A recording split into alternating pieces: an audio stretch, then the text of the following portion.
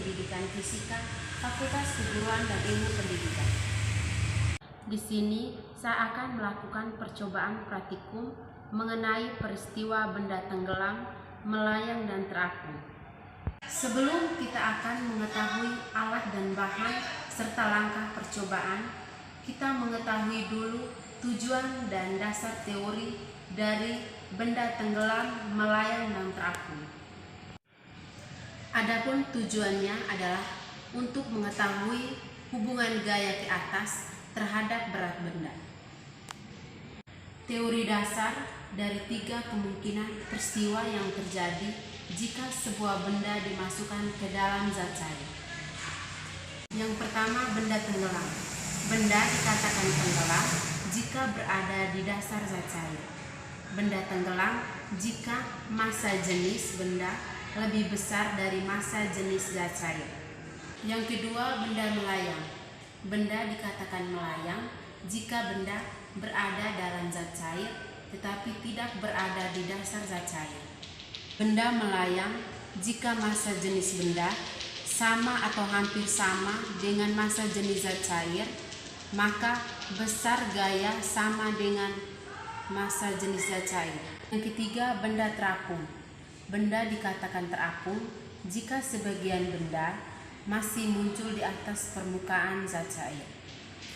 Alat dan bahan yang digunakan, yang pertama gelas transparan, yang kedua telur, yang ketiga garam, yang keempat sendok, yang kelima air. Kita lanjut yang berikut langkah-langkah percobaannya. Yang pertama, isi ketiga gelas dengan air.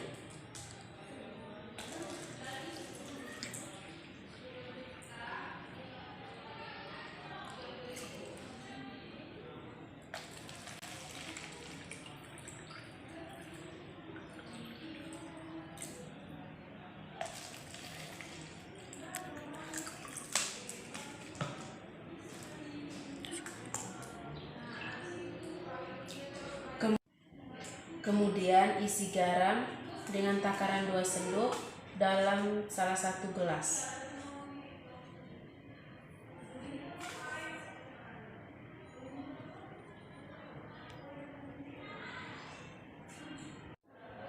Selanjutnya isi lagi garam dengan takaran 4 sendok dalam salah satu gelas.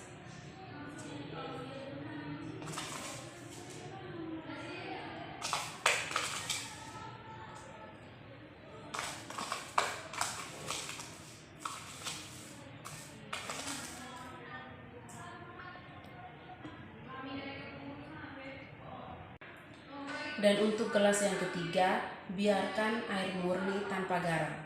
Kemudian aduk garam hingga larut pada masing-masing gelas yang sudah terisi garam.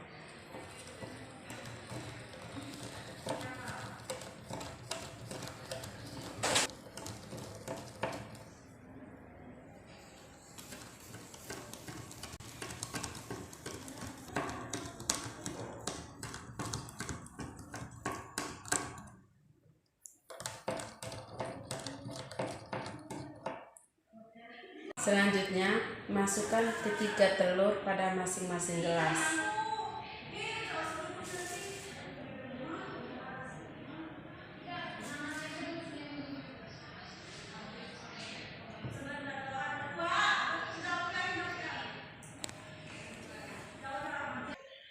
Kemudian, kita mengamati apa yang terjadi ketika telur dimasukkan pada gelas pertama dengan air yang diisikan garam dengan takaran 2 sendok dan gelas kedua dengan takaran 4 sendok dan pada gelas ketiga air murni tanpa garam.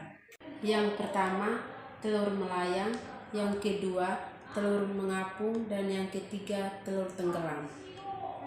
Lalu apa fungsi garam? Fungsi garam di sini yaitu untuk memperbesar massa jenis air.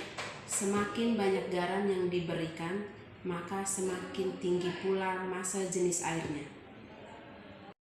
Dari percobaan ini, saya mengambil sebuah kesimpulan bahwa mengapa telur bisa terapung, melayang, dan tenggelam.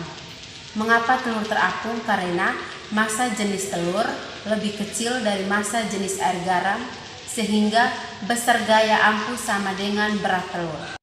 Yang kedua, mengapa telur melayang?